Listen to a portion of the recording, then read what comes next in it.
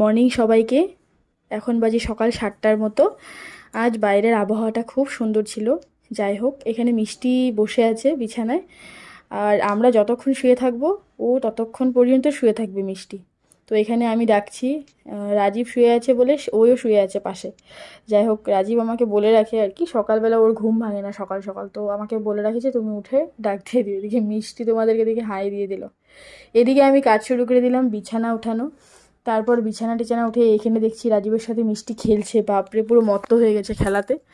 যাই হোক, এখানে বাসন টাসন ধুয়ে নিচ্ছি আমি। তারপরে ঘর ঠর শুড়ে এখানে আবার ঘর ঠর মুছেও পরিষ্কার করে নিলাম। কাজ প্রায় শেষ। এখন রাজীব যাবে ডিউটিতে, তো ওর খাওয়া টাওয়া সব রেডি করে দিচ্ছিলাম। আর এদিকে দেখো মিষ্টি, মানে ওকে যাওয়া দেখেছে পাগল হয়ে গেছে। ওর সাথে ওও যাবে, আর আমাকে ইগনোর করে দিও, আমি সকাল সকাল এরকমই থাকি।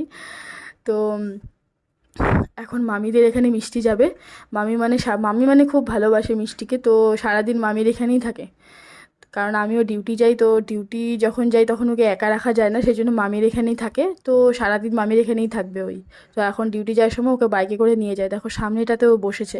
এভাবেই সারা রাস্তা যাবে। যাই হোক, পাশে থেকো নেক্সট ব্লগের জন্য। ততক্ষণ পর্যন্ত ভালো থাকো, বাই বাই।